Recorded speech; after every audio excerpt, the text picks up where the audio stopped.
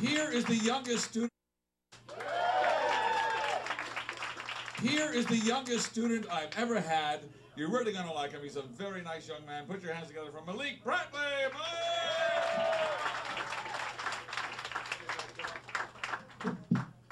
Yeah, I'm 16. I'm the youngest student you ever had. So I work in the bingo hall, and in the bingo hall, there's a lot of racism. And you're laughing, but I'm serious. The other day, I was called the N-word by a deaf guy. So I don't know if anybody in here has been called the N-word before, but it hurts me deeply, offends me. But I felt bad for him because it was funny the way he said it. A deaf guy who can't hear trying to say the N-word, it's racism straight, buddy. Turns around, looks at me and goes, no. But speaking of the N-word, I feel really bad for white people, which is all of you. I feel really bad for you guys because you guys don't have a word that's offensive as the N-word. You ever been called nigger before? No, you haven't? You're right, because there isn't a word that's offensive. So I've come up with a word that's just offensive to white people as to nigger is to black people. I'm going to call all of you, except for all the black people in the room, we're going to call all of you snow niggers now. Now, that's right. Racing snow nigger.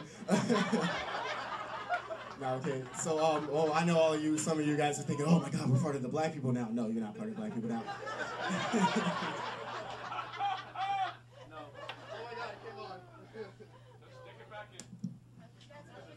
Okay.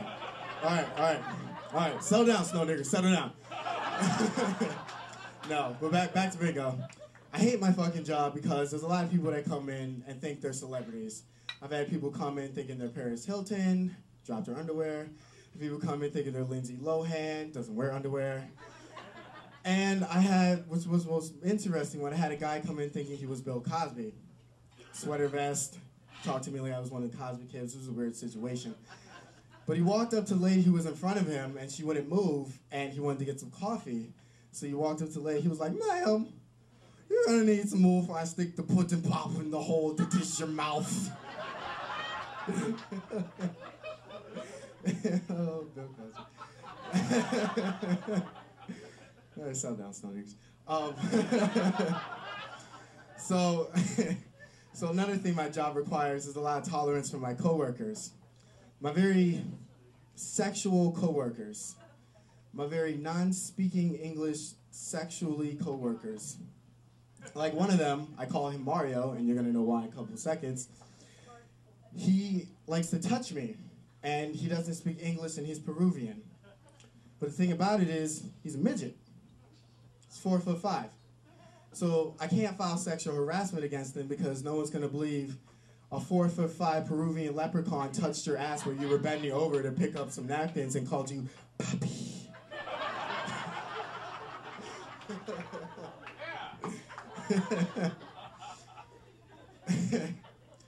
But I've noticed there's a lot of racial divide between there's a lot of, each race, snow niggers and niggers handle things differently. Especially in horror movies. The black actors and the white actors handle things very, very differently. Black actors, when it comes to horror movies, we run, we go to the car, we get the fuck out of there. White people, on the other hand, like to stay and investigate like it's Scooby-Doo. It's not Scooby-Doo, okay? I don't give a fuck if Stacy, because there's always a Stacy in the horror movies, I don't give a fuck if Stacy is getting raped by some hillbilly deformed family in the backwoods of Kentucky, okay? She should have never been trying to get a fucking tan in the middle of winter. Stupid snow niggas. Nah, but I'm a 16-year-old black kid. My mom's here. I love my mom. But like most 16-year-old black kids, I bet you would know, you're black. Like most 16-year-old black kids, my mother, I don't know what's the word, very overprotective, very crazy would be the word. She belongs in a mental ward. Very crazy. She's very overprotective, very exaggerates about everything. And I remember many of times when I was younger, I used to tell her I'm going to run away. And every time I would tell her I was going to run away, she said, I hope your bitch ass packs a toothbrush. So I did. I ran away one time. It's the worst decision of my life. Didn't even make it out the neighborhood. My snow nigger family found me down the street, picked me up in their Kentucky truck, drove me back to my house. And when I got in, instead of like most families I would hope, and I've seen on NBC and All My Children, embrace their kids and say, oh my God, I'm so glad you're safe. I miss you so much. So glad you're back in my arms. No, not my mom.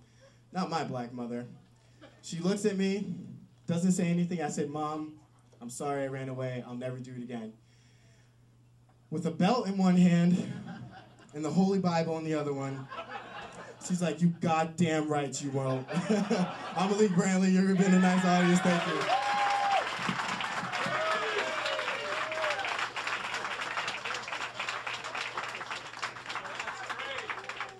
Malik Brantley, huh? What about that for a 16-year-old kid? When I was 16, I was drooling on my comic books. Very funny. How's that, Mom? You gonna beat his ass when he get home?